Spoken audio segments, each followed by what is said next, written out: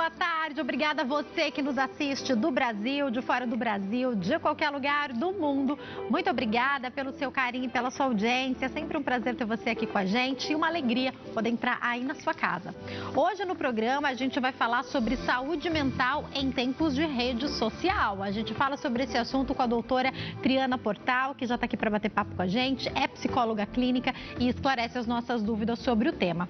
Eu vou sempre te esperando em todas as redes sociais da emissora. Nós temos Instagram, Facebook, o nosso canal do YouTube. Com ele você acompanha a nossa programação em tempo real. Tá assistindo o programa, precisa dar uma saidinha, não quer parar de assistir? Não tem problema. Pega o seu celular ou o seu tablet, sintoniza aí no nosso canal do YouTube e continue acompanhando o nosso programa. Se quer assistir algum programa que você perdeu ou quer reassistir algo que você gostou muito, lá também na pesquisa você encontra, tá? Enquanto o programa acontece, eu espero você no nosso WhatsApp, que é o 0 operadora 11 3337 5886. Através dele, você pode enviar para nós a sua pergunta. Hoje a gente vai falar sobre saúde mental, então talvez seja uma pergunta que você queira fazer e você pensa, poxa, mais pessoas da minha família, amigos assistem o programa. Não precisa se identificar se você não quiser, mas não deixe de participar e fazer a sua pergunta, tá? 0 operadora 11 3337 5886 é o nosso WhatsApp e a gente já começa o programa de hoje, então, falando sobre saúde mental em tempo de redes sociais, com a doutora Triana Portal, psicóloga clínica. Tudo bem, doutora? Tudo bom, Jaque? Prazer te receber novamente, viu? Prazer é meu estar aqui com você mais uma vez. Falando sobre um assunto tão importante, eu já quero introduzir esse assunto, aproveitando a sua experiência clínica para perguntar, doutora, nos últimos anos para cá, quando a utilização das redes sociais se intensificou, não só na vida dos jovens, na vida acho que de todas as gerações, isso também mexeu com a nossa saúde mental? Ah, muito, bastante, eu acho que cada vez mais. É importante a gente falar, né, que não é o intuito aqui na entrevista a gente dizer que as redes sociais só fazem mal. Claro. A gente está apontando, né, o que a rede social pode trazer de mudanças de comportamento, né, de transtornos mentais, né, e quanto isso pode afetar a nossa saúde mental sem que muitas vezes a gente perceba. Existe o lado bom também que a gente pode abordar depois, né, mas sim, existe um aumento em consultório, principalmente de pais se queixando dos filhos, né, de como os filhos estão absorvidos, né, por muito tempo, né, então assim, chega da escola, já vai para o quarto, se fecha e lá fica. Os meninos tendem mais aos jogos e as meninas em bate-papo com as amigas, o que é positivo, mas rede social por muito tempo. E aquilo faz com que eles fiquem horas a fio. Isso traz prejuízo social na vida real. Então, porque os relacionamentos ali na rede social ficam muito rasos, superficiais. Então, quando eles precisam, por exemplo, fazer trabalhos em grupo, se relacionar, se impor dentro de uma determinada situação, não tem mais traquejo para isso. Não consegue olhar no olho, às vezes, para concluir um raciocínio, né, doutora? Sim. Então, respondendo diretamente, né, ao que você perguntou, sim, existe um aumento dessas questões de pais bastante apreensivos e algumas vezes até desesperados em relação a como tirar o celular da mão do filho ou como fazer com que para controlar isso que a gente pode falar que é um vício. Perfeito. E quanto isso também tem interferido nas relações familiares. O filho está na mesa, almoçando, está ali com o celular à mão. Está numa reunião de família, uma festinha, muitas vezes nem quer ir, porque prefere ficar em casa, ali, deitado, né? E aí a gente fala de sedentarismo, e tudo isso que acarreta para estar nas redes sociais. Então, sim, a prática clínica faz com que a gente veja cada vez mais queixas que vêm justamente do uso das redes sociais e das telas. Quero destrinchar, então, alguns tópicos dentro da sua fala, doutora, mas começar perguntando o seguinte. Quando a gente fala assim, o meu filho só quer comer doce. Gente, quem foi comprar o doce foi você. Seu filho não tem dinheiro, dependendo da idade ele não saiu sozinho para comprar doce. Eu quero trazer para essa utilização de tecnologia, de rede social, até mesmo de videogame. Vamos começar pela construção, para depois ir para aqueles pais que já têm filhos adolescentes, que já têm esse hábito de ficar mais tempo. Para as crianças menores, se a gente consegue, de alguma maneira, adequar esse tempo possível de uso, não na rede social, porque eu acredito, espero que os menores não tenham ainda, né? Mas na utilização de assistir um videozinho pelo celular, ouvir uma música, jogar alguma coisa, a adequação que a gente vai fazendo quando eles são menores, porque hoje com 4, 5 anos eles provavelmente já têm acesso ao celular, né? Essa adequação vai fazer com que esse manejo seja melhor quando eles se tornarem adolescentes? Sim, claro. Então, o que você disse, assim, parte também dos pais. Né? Muitos pais se queixam do uso do filho, mas eles estão lá também o tempo todo. Da mesma maneira, né? Da mesma maneira. Então, dá trabalho. Dá trabalho, é muito mais fácil deixar a criança ali com uma babá eletrônica, claro, do que intervir e falar assim, olha, eu não consigo tirar, eu não consigo conter, eu não consigo colocar a ordem. Aí já é um assunto de ordem pessoal, né? Que a pessoa precisa se impor como pai, como mãe, né? Então, deve existir um controle, uma ordem, principalmente porque as crianças e adolescentes, elas não têm o cérebro desenvolvido para ter o discernimento de dizer assim, olha, não, eu vou ficar meia hora, eu vou ficar uma hora e eu vou parar de usar. Então, os pais precisam se impor, sim. Ah, vai tirar, vai proibir? Não necessariamente proibir, mas impor alguns limites e regras em relação ao uso e estar sempre observando o que o filho está olhando, estar junto com ele durante, é para assistir uma série, é para assistir um filminho, vou participar, porque mesmo que seja a tela, mas pode haver uma interação ali entre mãe e filho, ou entre pai e filha. A doutora Triana também é mãe e sabe, Triana, a sua filha já está adolescente, mas o meu ainda é pequenininho, ele me chama para fazer tudo. Então, é um desenho, é alguma coisa que ele está vendo, é um joguinho que ele quer baixar. Mamãe, vem comigo, vem ver como é que eu estou fazendo. Se a gente perde esse time nesse momento que eles estão nos chamando, chega uma hora que eles param de nos chamar para participar, não param? Sim, eles param de chamar. E algumas crianças param de chamar, mas elas dizem de uma outra forma, através do comportamento, que estão precisando de atenção. Então, vem aquela queixa dos pais assim, meu filho fica me puxando a roupa toda hora, eu estou no telefone, ele me interrompe, fica falando, chorando, né, com aquela fala infantilizada, está comendo demais. Então, percebe uma mudança no comportamento, né, e não entende que não deu a atenção, não está dando a atenção devida para a criança, né? E muitas vezes por interferência tecnológica, que nos Estados Unidos já tem até nome para isso e tem vários grupos fazendo estudos em relação a isso, de quanto as mídias sociais, a tecnologia está interferindo na maternagem, na forma como as mães cuidam e dão atenção para os filhos, né? E o quanto isso está deixando lacunas no relacionamento. Me parece que tem até alguns estudos falando sobre a falta de troca de olhar entre as pessoas, porque estão sempre olhando para a tela do celular. Imagina a falta que isso vai fazer, por exemplo, no relacionamento entre mãe e filhos, pai e filhos, né, doutora? Sim. E quando você perde, é o que eu falo, é interessante, nós somos seres sociais, né, e a gente se alimenta da relação com o outro. Essa questão, quando você está nas telas, você tem uma falsa sensação de pertencimento, de estar em um grupo. Esse grupo virtual, esse grupo da rede social, ele pode realmente existir, desde que ele seja trabalhado fora, né, da rede social, da tela. E inclui isso que você falou, olhar nos olhos.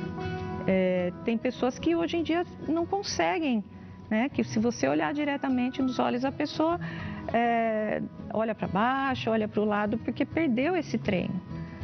ou não consegue, a gente vê isso muito em adolescentes, não conseguem, por exemplo, pedir uma comida no restaurante. Antigamente os pais falavam, vai lá comprar um jornal na banca, vai fazer isso. Eles não têm mais. E aí você vai falar, mas é timidez? Não, é falta de treino, porque tudo é digitado. Então falta esse treino de estar com pessoas, do inesperado, do você ter que dar a resposta de forma automática e não poder elaborar e pensar e responder depois. Então é importante que tenha assim essa parte social real. Isso faz parte até na construção do cérebro. E para a gente que já tem, né, o cérebro maduro, a gente vai perdendo, a gente vai ficando mais superficial, mais raso, sem atenção e paciência, por exemplo, para ler um livro. Então, se você lê uma notícia ali que já está já tá resumida, já está rápida, quando a gente precisa lidar com um material mais extenso, a gente já não tem mais esse treino. E quando a gente fala até, né, doutora, da interferência, a gente já falou algumas vezes aqui no nosso programa, a interferência da rede social na desinformação, ela também está muito ligada ao fato das pessoas só lerem ali as 3 primeiras linhas, às vezes só o título da matéria, só o lead ali, só o primeiro parágrafo, e elas não se aprofundam. E a gente sabe que em um título a gente pode não colocar exatamente qual é a verdade. A pessoa está sendo manipulada e nem sabe, porque ela está acostumada a ler só 2, 3 linhas de algo que às vezes é totalmente relevante para a vida da gente, algo importante da política, algo importante da economia, mas ali aquelas 3 linhas são suficientes. A gente vai se tornando um pouco mais superficial também com isso, né? Sim, muito, muito superficial. A gente acaba sendo manipulado, né? Por notícia falsa ou por falha na interpretação, o que você falou. Todo título ele precisa ser chamativo, ele tem que ter uma pitadinha de sensacionalismo, dependendo do que é, né? Principalmente factual, precisa daquela para chamar a pessoa para notícia, para propaganda, e a gente acaba se enganando nesse sentido. Em parte porque a gente falha no treino social, mas outra coisa é que a gente é multitarefas. E por bastante tempo, e eu acho que ainda hoje isso está muito forte, mas a tendência é isso ser regulado, né, de que a gente acha muito bacana ou muito nobre ser multitarefa. Então, aquela pessoa que consegue, olha, dá conta de tudo, essa pessoa está sempre arrumada, ela está sempre preparada, ela cuida dos filhos, ela no fim de semana viaja e ela ainda faz palestra, enfim. Estou dando exemplos, mas para cada contexto tem aquela pessoa que é super ativa e causa até uma certa inveja nos outros. Mas como que está o cérebro dessa pessoa? Como que está a atenção dessa pessoa?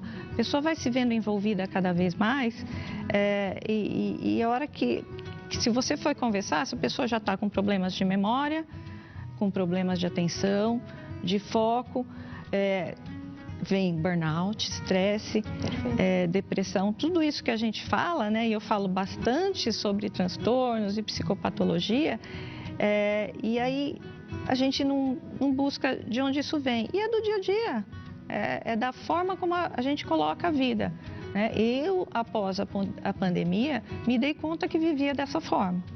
Né? Então, eu queria abraçar o mundo e achava que aquilo... E nunca é o bastante, a gente sempre quer fazer mais. Então, hoje eu faço o que eu até vim falar aqui, né? Como que a gente mantém a saúde mental? A gente tem que ter períodos de descanso, a gente precisa, né, cuidar do nosso sono, da nossa alimentação, não comer no carro, nem correndo, nem aquela coisa rápida, né, porque preciso estar em outro lugar. Criar espaços importantes para você estar com amigos, né, com pessoas queridas, não só para o trabalho. E aí, digo mais, voltando ao que a gente falava em tecnologia, você conversa, a pessoa fala, não tenho tempo para um café com a amiga, não tenho tempo tempo para um almoço, mas a pessoa fica 3 horas na rede social. E aí eu digo, doutora, eu sei que nada vai superar o olho no olho, mas alternativas, eu tenho amigas que moram longe. Liga de vídeo, fica com essa amiga. Já aconteceu de eu fazer com amigas isso. Eu vou preparar meu café aqui, não dá pra gente ir, porque 1 hora e meia de deslocação, de trânsito com filho, não dá. Liga a sua câmera daí que eu vou fazer meu café. Eu ligo minha câmera daqui, vou fazer um café. A gente toma um café se vendo, pelo menos online. Eu já fiz isso com mais de uma amiga. Não vai suprir totalmente, porque a gente que gosta do toque, gosta de se ver, preferia, obviamente, estar pessoalmente. Mas vamos deslocar isso para um lado positivo. Ao invés de ficar ali 30 minutos stalkeando a vida de alguém e se comparando, que é um dos tópicos que a gente pode falar, liga para aquela sua amiga que também tem 30 minutinhos para um café, às vezes é ali o horário de intervalo dela, o horário de pegar as crianças. Toma um café conversando. Sim. Já é uma alternativa. Eu sei que não é o ideal seria a gente poder se ver, mas a gente pode usar a tecnologia a nosso favor, não é, doutora? Isso que eu falei, tem o lado bom, né? Porque a gente fala bastante dos aspectos negativos, mas é melhor do que antes. Antes a gente tinha o telefone e conversava. Hoje está melhor, porque eu posso conversar e ver a minha amiga, né, ver como que ela está, mostrar alguma coisa aqui que eu quero mostrar e tudo isso. Então, melhorou nesse sentido, só que a gente não liga o vídeo toda vez, a gente não faz ligação de voz. Não faz mais nem ligação, né, doutora? Ou escreve ou grava o áudio, que daí a pessoa vai ouvir na velocidade ali... Os dois, né? Para ouvir rápido. Verdade. E aí, nesse ouvir rápido, você perde muitas vezes o que a pessoa realmente quis falar ou interpreta errado, então acaba sendo às vezes até fonte de confusão. Verdade. Então, a gente parar e pensar, se eu posso fazer um áudio, por que eu já não ligo direto? E aí, eu acho que também tem assim, muito avise, isso. Lógico, hoje tem isso também, que a pessoa não quer ser... Ligar, não pode pegar e ligar, e a gente se sente interrompido, mas a vibração do telefone ou o sininho de uma notificação não é uma interrupção? Claro que é. E aí, doutora, você me faz pensar em como talvez a gente tenha invertido os nossos valores, porque me parece que num dia de aniversário, o grande X da questão é você ter vários amigos que te marcaram no story. Mas quantos desses amigos te fizeram uma ligação, pelo menos, né? Eu estava pensando sobre isso esses dias. Recentemente foi aniversário da Denise, nossa apresentadora. Eu já tinha ido à festa de aniversário, a gente já tinha se visto. Eu fiz a homenagem no story, porque a gente faz isso hoje, mas eu liguei. A gente ficou, sei lá, 40 minutos no telefone batendo papo. E a gente já se vê todos os dias, mas eu liguei. Por quê? Porque é uma data importante. Aí eu acho, a gente já tinha se visto antes para comemorar, que tem que ter no mínimo um telefonema. Você vai mandar, fiz o story, pronto.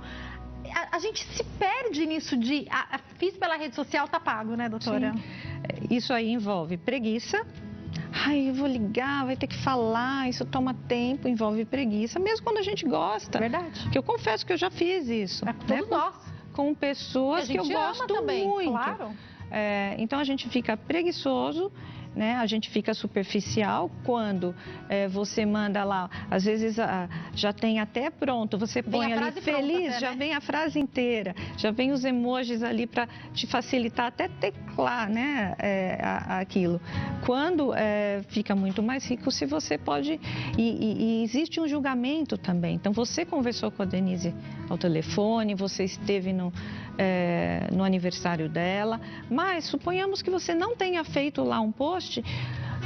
Será que elas Parece brigaram? que é até menos, né? As pessoas talvez olhem e falem, Sim. Nossa, mas elas são amigas e não fez nenhuma homenagem. E ninguém sabe, porque não postamos. Sim. O quanto a gente saiu, o tempo que a gente ficou no telefone. Aí me parece que a sociedade vai olhar e vai falar, com o artista acontece muito isso, né? Estão brigados. As pessoas nem sabem o quanto as pessoas estão comemorando juntas, né? O quanto é ilusório. A gente já vai para um outro ponto de quanto é ilusório. Então, você viu ali, né, foram 100 mensagens, sei lá, um número. Muitas mensagens e homenagens e stories com fotos que a pessoa tem com aquela pessoa. Mas a pessoa estava sozinha. Ou a pessoa não tem nenhuma manifestação ali, mas ela estava com a casa cheia de amigos. Perfeito.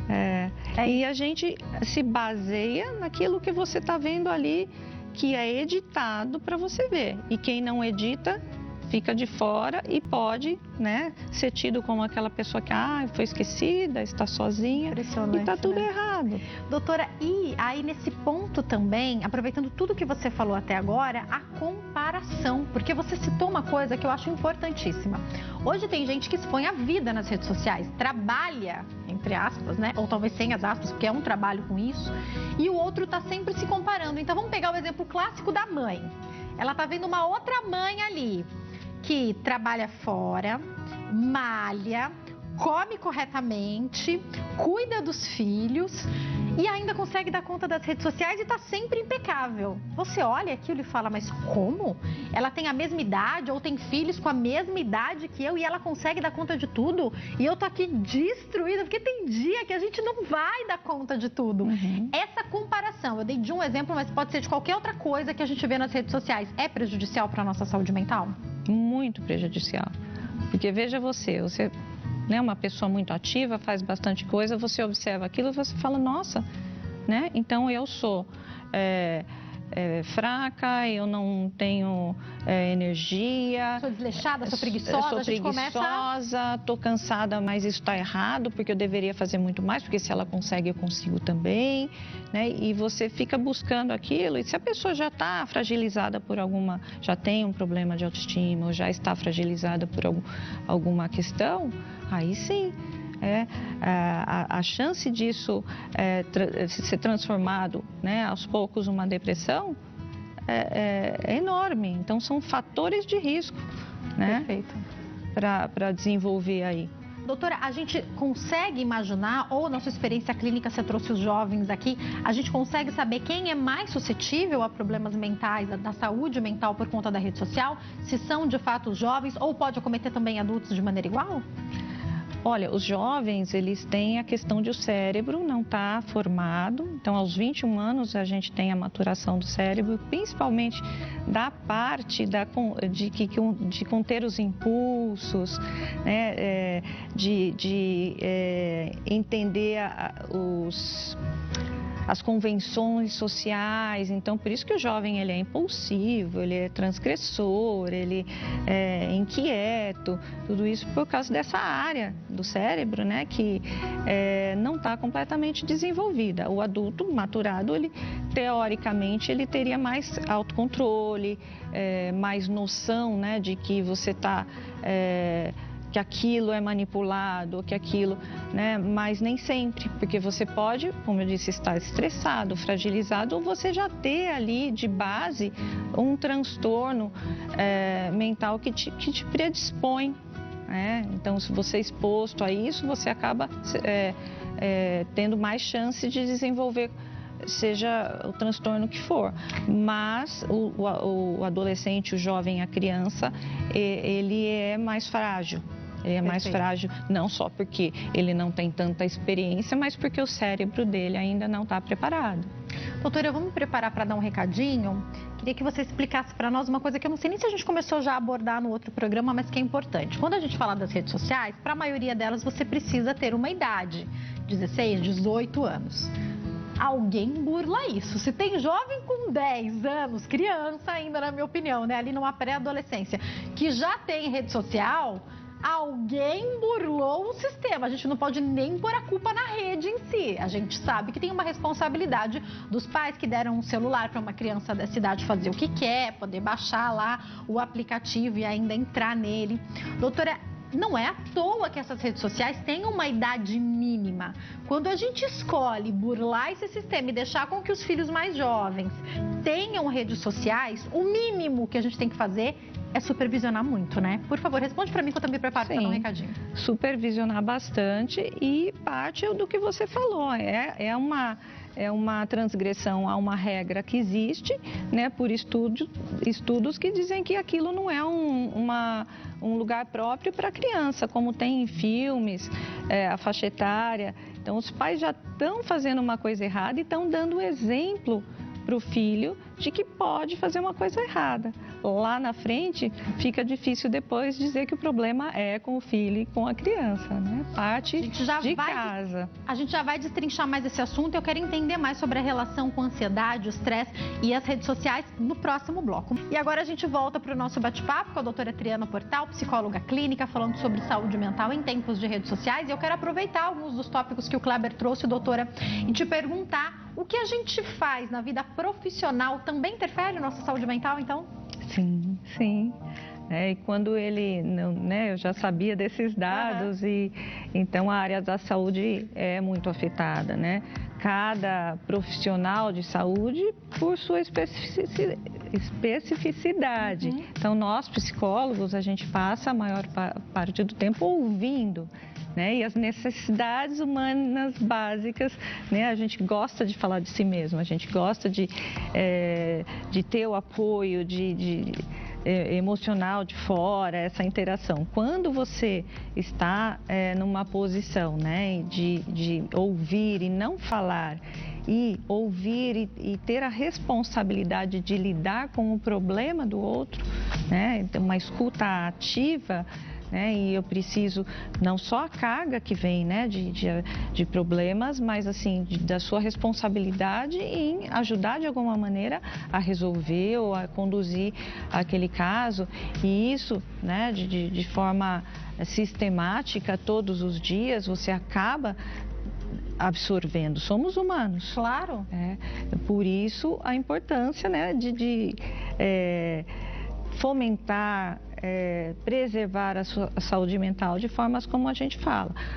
Policiais, pensa, a gente não precisa nem explicar por quê, né? Então, existe a questão de correr o risco, existe muito estigma em relação à profissão, muitas pessoas, né, não os veem como pessoas que estão aqui para nos proteger, mas de uma outra forma, de uma forma negativa, né? Uma profissão tão nobre, né?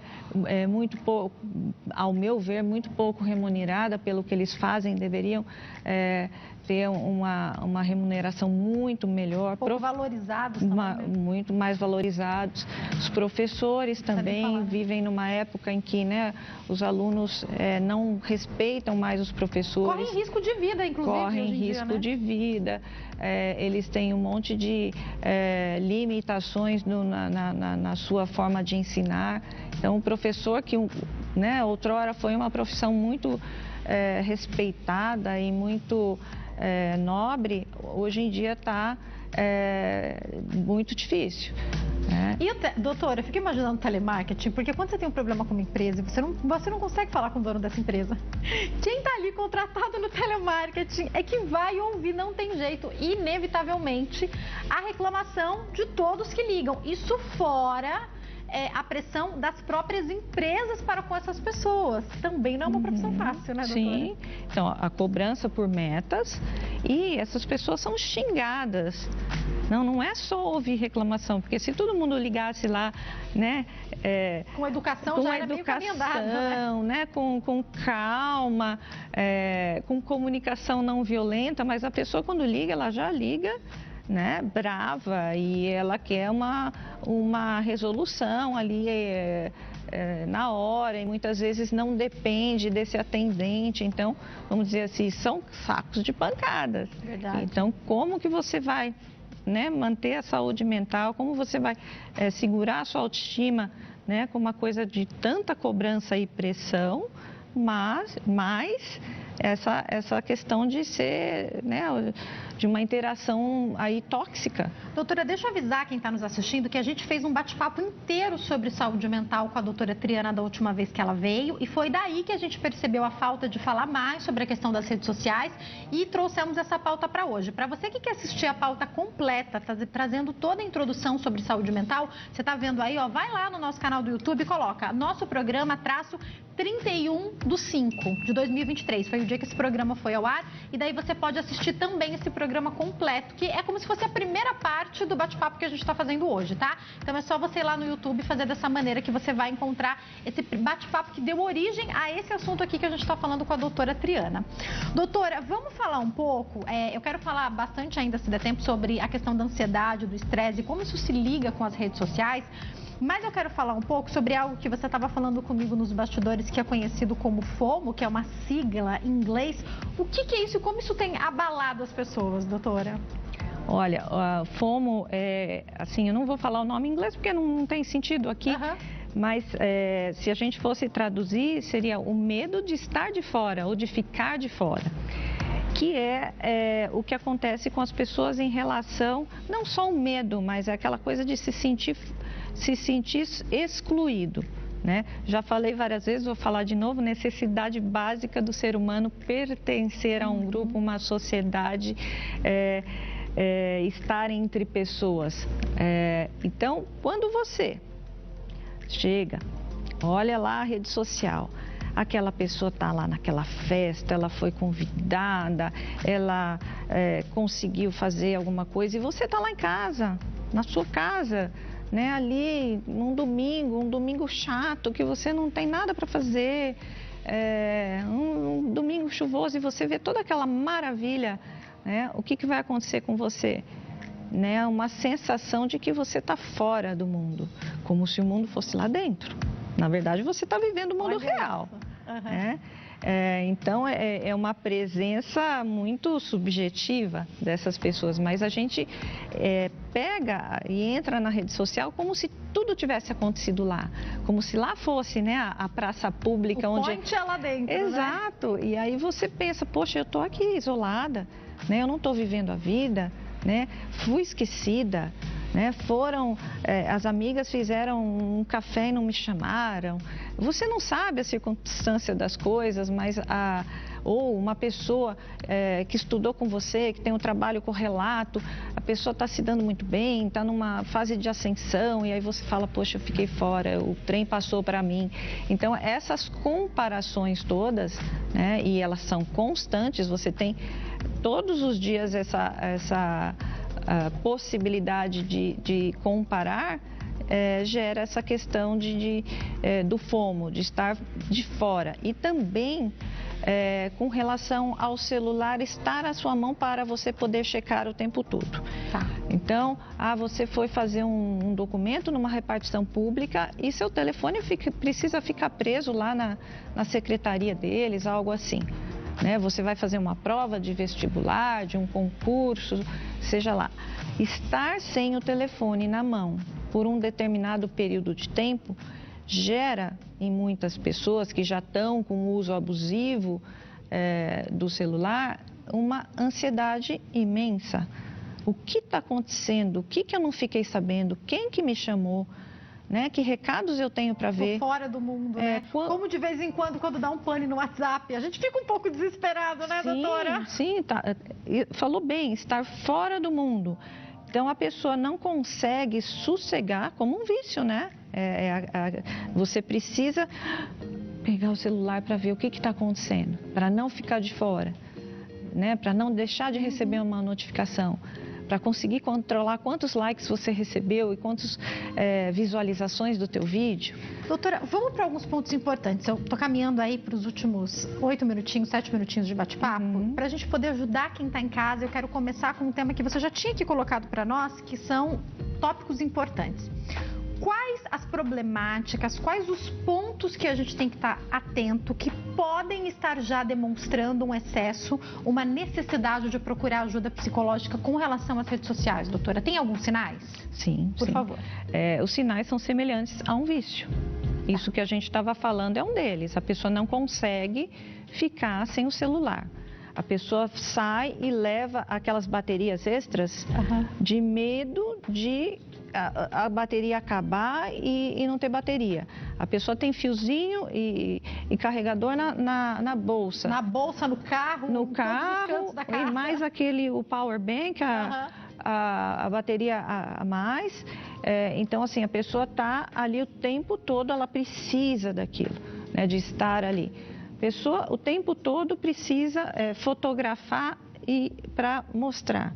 Né? A pessoa deixa, às vezes, né, isso muito adolescente, deixa de participar de um evento, de uma reunião em família para estar na rede social, ou ela está num ambiente, numa festa, e ela está lá com o telefone na mão e não interage com ninguém, porque não consegue deixar aquilo de fora, ou está toda hora verificando, não consegue. Tem até um estudo nos Estados Unidos que fala que tem assim é como se fosse uma vibração fantasma. A pessoa acha que vibrou, né? O telefone nem vibrou, mas ela tem uma sensação de que o telefone vibrou. Ela vai ver, não tinha nada, porque ela está tão assim sensível e atenta, né, ao aparelho, que ela até está sentindo e ouvindo que não tem. Então, essas são uma das coisas que a gente pode observar. A pessoa passa horas a fio e não se dá conta. Então, você acordou de manhã, você nem levantou, você fala, deixa eu dar uma olhadinha, né? O alarme tocou ali mesmo no telefone. Aí você vai dar uma olhadinha, a hora que você vê, você perdeu a hora.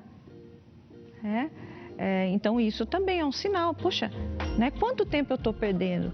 Isso junto com a cobrança, né, doutora? Porque eu tenho o hábito de deixar muito no modo avião. À noite, meu celular vai pro modo avião. E às vezes eu já acordei, estou ali com meu filho. Aí eu falo, nossa, já vai dar 9 horas, eu tenho que tirar do modo avião. Porque se me mandaram mensagem, a pessoa vai achar que eu ainda não acordei. Olha como a gente se cobra. Sim. Do que a gente também tem que apresentar para o outro que está nos chamando ali, de alguma maneira nos acessando, às vezes até fora de um horário que deveria estar. Sim. É uma cobrança que a gente tem, né? É uma cobrança que a gente tem e alguns limites que precisam ser estabelecidos. Lógico, depende da profissão, Claro. depende da questão, não dá para a gente generalizar. Mas, no geral, a gente não deveria ficar 24 horas ligado. Então, o que você faz, colocar no modo avião, é um recurso excelente, tanto para você dormir direito, quanto para você conseguir estudar, né, focar numa atividade. Então, esse é um dos passos que, quando a pessoa percebe que está, vamos dizer, viciada ali no uso, que ela tem que ter. Então, coloque o modo avião a hora que ela precisa de atenção numa determinada tarefa, ou quando ela está conversando com uma pessoa, com um amigo, com um parente. No culto, né, doutora? Porque a gente leva... No culto. É um absurdo, né? A pessoa está dentro da igreja e está com o celular ligado, porque a gente ainda fala assim, vou usar a Bíblia aqui, mas pelo menos põe no modo avião para não vibrar aquilo, né? Exato. Em consultas, por exemplo. Meu Deus. Né? Eu tenho isso, eu vejo isso muito no consultório. Né? Então, a bolsa, a pessoa com a mão na bolsa para ver se não vai vibrar. Agora, né? doutora, deixa eu ver o que está aqui. Isso tudo que você está falando, quer dizer que a rede social pode causar alguma patologia ou intensificar, por exemplo, o estresse, a ansiedade, ou na verdade ela se une a algo que a pessoa já teria? Muito bom. Causar não, a gente não pode dizer que causa, porque depende de você, né, o uso. Então, se você já é uma pessoa mais fragilizada, você fica mais suscetível àquilo te fazer mal. Né? Se você tem uma característica de personalidade narcisista, por exemplo, você vai ser aquela pessoa que vai se expor bastante, né, com selfies, mostrando o que você tem, a sua beleza, como você é. Então, a gente sabe que tem uma base ali que é da pessoa, né, e o uso descontrolado. Essa falta de controle hoje em dia, de autorregulação, né, é uma coisa que é importante também a gente pensar. Né? A gente não tolera frustração, a gente não consegue esperar, a gente não tem mais paciência. Né? Tudo tem que ser rápido, tudo tem que ser na hora. Doutora, se a pessoa, infelizmente eu tenho que encerrar, se a pessoa percebe que ela não está conseguindo ter esse tato por conta própria, o auxílio psicológico, que vai provavelmente ajudá-la a controlar esse impulso na rede social, com o seu celular, vai ajudar para a vida toda, então, né, doutora? Sim. Você poder controlar a si mesmo é o maior poder que você tem. Se você falar, o negócio está ali para mim, não sou eu que sou escravo da rede social, do celular. Né? Eu controlo a minha vida. A hora que eu quiser, eu vejo ou eu deixo ali. Né? Então, e a pessoa tem que entender que aquilo não é bom. Porque o primeiro passo é você identificar que que aquilo está acontecendo com você e que aquilo é prejudicial. Porque um tratamento envolve, principalmente em questão à adição, mudanças de comportamentos. Então, se a gente dá uma tarefa para a pessoa desligar o celular ou deixar no modo avião ou limitar o uso por um determinado período de tempo por dia e a pessoa não segue aquilo, então ela não aderiu, ela não entendeu, não fez sentido para ela de que aquilo está fazendo mal. Ai, doutora, ficaríamos horas, porque é um assunto tão importante. Já te convido para voltar mais vezes, para a gente poder ajudar quem está nos assistindo. Eu vou deixar o Instagram, que é @ClínicaPortalMorumbi, passando aí para vocês. E tem o canal do YouTube da doutora também, que é Triana Portal, passando aí. Doutora, volte sempre. Voltarei. Uma delícia te receber aqui. O tempo passa voando, mas eu tenho certeza que todos esses esclarecimentos foram importantes como alerta para quem está em casa. E precisando, não demore em procurar ajuda, né, doutora? Sim, sim. Quanto mais rápido você tiver ajuda, melhor vai ser o prognóstico. Muito obrigada, viu? Volte sempre. Eu que agradeço. Obrigada a você também pelo seu carinho, pela sua audiência. É sempre muito bom ter você conosco. Estou te esperando aqui amanhã, ao vivo, se Deus quiser. Tchau, tchau.